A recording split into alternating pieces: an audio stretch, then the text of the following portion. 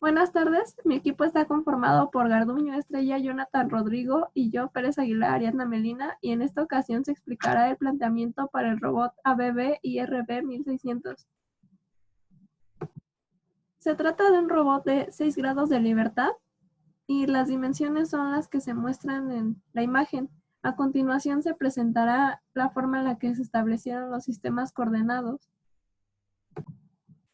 En la imagen podemos apreciar los sentidos de giro que se encuentran en las zetas. Tenemos desde teta 1 en el sistema 0 hasta teta 6 en el último sistema que corresponde al del efector final. Y procedemos a explicar la resolución de la cinemática directa por medio de 3 métodos.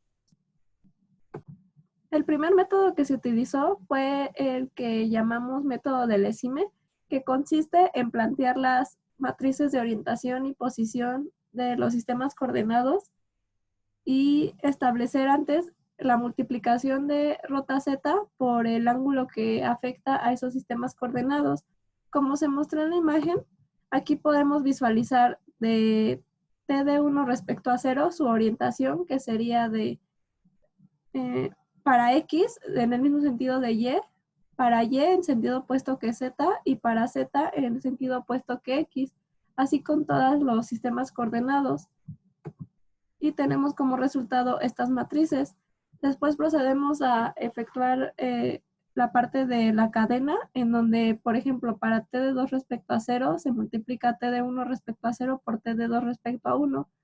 Así para las 6 matrices se grafican los sistemas móviles y se procede a dibujar el cuerpo del robot. En este caso se requirieron de 7 puntos y 7 líneas, cada línea de color negro con un ancho de línea de 0.5. Y como se mencionó, estas dimensiones de desplazamiento se obtuvieron del plano. Y como se ve en la imagen, se plantearon la estructura de líneas y puntos a seguir. El segundo método con el que se resolvió la cinemática fue el de movimientos sucesivos. Este método consiste en plantearse en el sistema y de ahí empezar a considerar los movimientos que se tuvieron que haber realizado para pasar de un sistema a otro. En este caso, como sabemos, T0 es nuestro sistema fijo y T de 1 respecto a 0, para tomarlo como ejemplo, podemos ver que tiene una traslación en Z, traslación en Y y rotaciones, que son las que se presentan aquí. Y después de este planteamiento, al inicio se multiplica por la rotación de Z del ángulo que está afectando a ese sistema. Como se sabe, aquí se tiene que tomar en cuenta para el orden de los movimientos sucesivos cuáles son respecto al sistema fijo y cuáles son respecto al sistema móvil para pre o post multiplicar. Así se hizo con las 6 matrices y nuevamente se procedió a obtener las referencias de cada sistema respecto al sistema fijo por la cadena.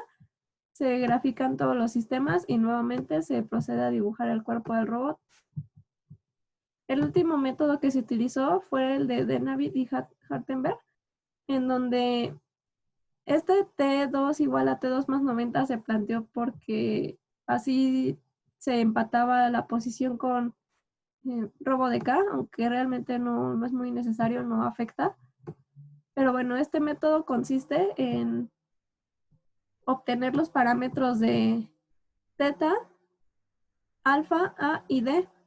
Como se sabe, aquí se tomaron los ángulos referentes de X, por ejemplo, X1 respecto a X0 o Z1 respecto a Z0, bueno, como lo establece el método, las distancias de intersección entre X y Z, por lo que aquí se tuvieron que plantear las matrices de forma, los sistemas móviles de forma que las X siempre cortaran a las Z. Y bueno, se indican aquí en la matriz, se indican como argumentos para mandar a llamar a la función de h, que esta función contiene la estructura para este método de Denavit y Hartenberg, en donde se necesita una teta, alfa, A y D, que van a sustituir la estructura planteada para dar como resultado las matrices de orientación y posición. En este caso desde T01 hasta T56, que es T6 respecto a 5.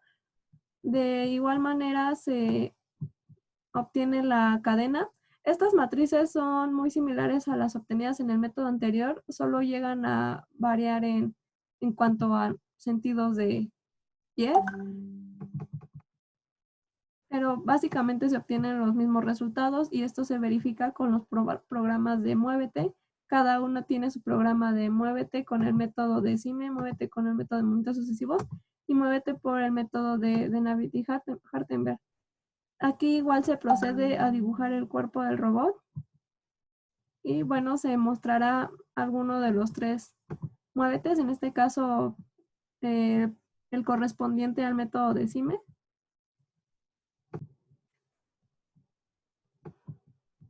Entonces procedemos a ejecutar. Y aquí ya tenemos el modelo en RoboDK para poder visualizar cómo se empatan los movimientos y los sentidos de giro.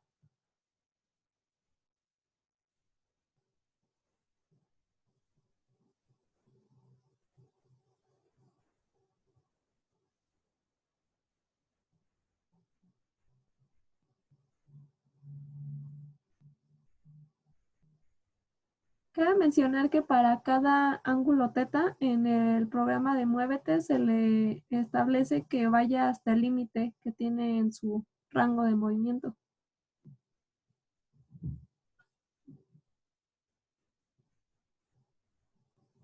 Y ahora procedemos a verificar que la última matriz dada por el programa coincida con la de RoboDK.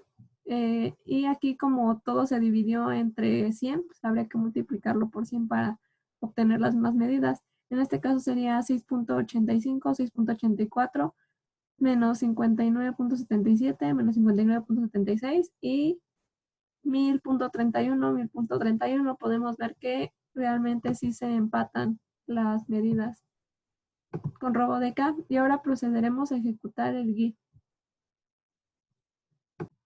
Bueno, antes de ejecutar el GUI se explicará brevemente el planteamiento. Como se sabe, consiste en primero declarar las variables teta a utilizar, que son 6, declarar nuestra variable de RoboDK con el nombre que escogimos, fue de ABB1600, con microcontrolador a utilizar, que será un Arduino Mega 2560, y los textos para cada teta que se vaya a estar manipulando se manda a llamar a una función. En este caso fue la del método de CIME, ABB-IRB-1600, y se procede a establecer el código para cada slider. En el slider 1, teta 1 tiene el getHObject value, se indican todas las tetas, se manda a llamar a la función, de nuevo los textos, y aquí se optó por mostrar los valores de la matriz final en un cuadro de texto. Entonces cada valor de la matriz se mostró en una variable de texto estático que se va a estar en este caso ya modificando. Este fue un método largo. En los demás GUIs se procedió mejor a optar por tablas. Aquí se dejó la parte de cada valor en un texto. Se mandan los valores por set joins de las tetas a RoboDK. Y es la misma estructura para los demás sliders, solo cambian donde se coloca el getHObject. Y finalmente se tiene el código para los checkbox. Para el primer checkbox se consideró que se conectaban potenciómetros, entonces para los ángulos teta fue directo.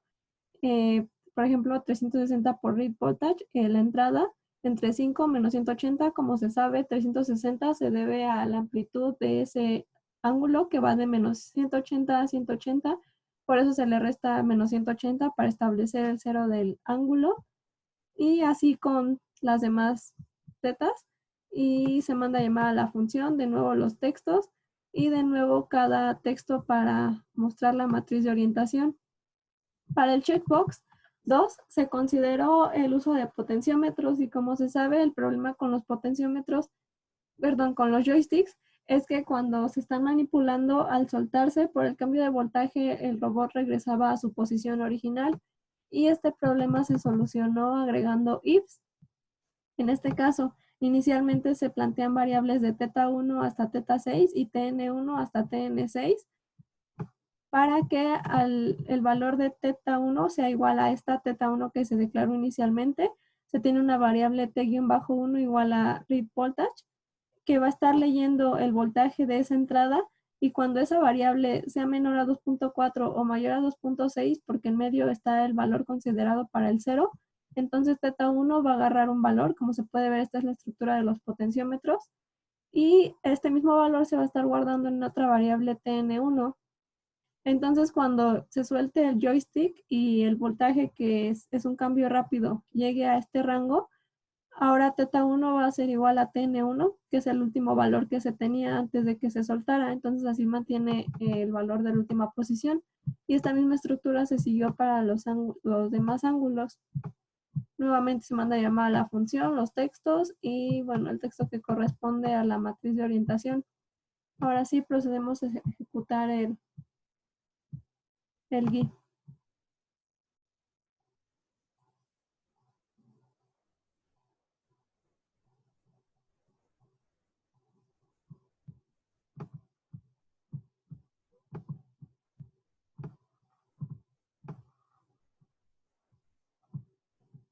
Aquí está el modelo en RoboDK.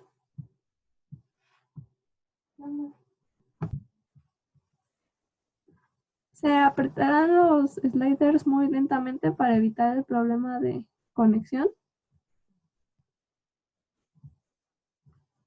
Como podemos ver, se está viendo modificada la matriz de orientación, que es la que está en el cuadro de texto.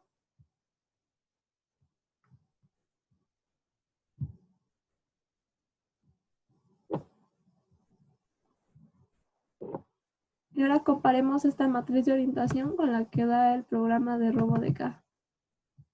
926, 926, 1144, no, perdón, 114, 114 y 1294, 1294. Es prácticamente similar. Ahora se procederá a activar el checkbox correspondiente a los joysticks. Entonces, habilitando el checkbox correspondiente a los joysticks, aquí con el primer joystick controlo a θ1, y como se mencionó, con los ifs que se agregaron, al soltar el joystick mantiene la última posición que se le da. Con el otro eje controlo a θ2, en el otro sentido. Con el segundo joystick controlo a θ3. Y con el otro eje a θ4. Y con el tercer joystick controlo a θ5.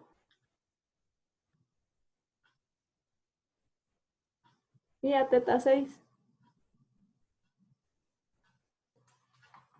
Ahora procederemos a comparar si las matrices de orientación coinciden con las de RoboDK. Bueno, vamos a volver a mover alguno de los ángulos de tetas para que se compruebe el movimiento con el software de RoboDK. En este caso es θ3 y θ4. Ahora, como podemos ver, se tiene 162, 162, menos 763, menos 763 y 396, 396. Entonces coinciden completamente los valores de la matriz en MATLAB y en RoboDK. Y bueno, prácticamente este fue el planteamiento para el robot ABB 1600 por los tres métodos y su GUI correspondiente controlado por joysticks.